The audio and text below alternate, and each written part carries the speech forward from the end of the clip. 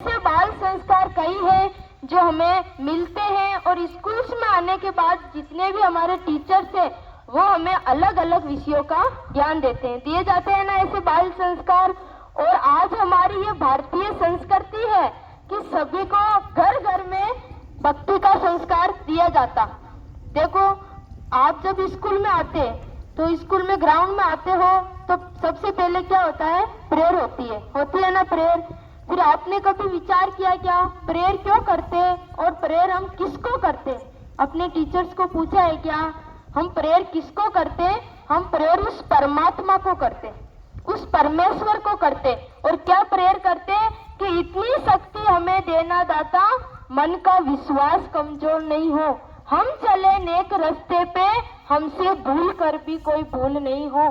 देखिए, हमारे जीवन के दो मार्ग है। पहला है जितना भी जो पढ़ाई से संबंधित है, बुक से संबंधित है, वो ज्ञान हमें कौन देते हैं? तो हमारे गुरुजन देते हैं।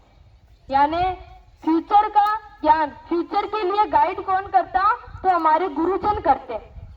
गुरुजन, जो गुरु का स्थान है वो भारतीय संस्कृति में सर्वोत्तम बताया।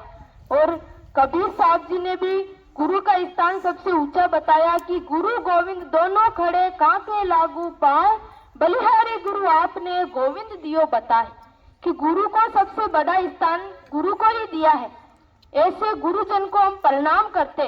तो जितना भी हमारा जो फ्यूचर के लिए गाइड है वो कौन करते? तो हमारे गुरुजन करते। और दूसरा जो रास्ता है वो है आध्यात्मिक का मार्ग। यानी जब हम प्रेयर में बैठते, प्रेयर करते, उस परमात्मा को, उस परमेश्वर को याद करके हम सारे काम हमारे स्टार्ट करते। तो जो आध्यात्मिक का मार्ग है वो हमें कौन बताता है? तो वो हमें सतगुरु बताते। मंदिर जाते हैं ना, हम पूजा पाठ करते हैं ना, प्रार्थना करते हैं ना, वो कौन सा मार्ग है? तो वो आध्यात्मिक का मार्ग। अभी बाल संस्कार का टॉपिक क्लियर हो गया ना। फिर दूसरा है आध्यात्मिक का मार्ग, यानी उस परमात्मा का नाम, उस परमात्मा का राम नाम। राम नाम के बारे में आप सभी ने सुना है, जानते हो ना राम नाम क्या है? हम सभी राम नाम कौन सा जानते हैं? तो श्री रामचंद्र वाला राम नाम, यानी मर्यादा पुरुषोत्तम श्री रामचंद्र जी जो त्रेता युग में आए थे, जिन्होंने रावण का वध किया था, बुराई पे अच्छाई की जीत हुई थी, उनको जानते हैं ना। तो देखो, राम नाम के बारे में हमारे जितने भी धर्म ग्रंथ है वो भी बताते हैं।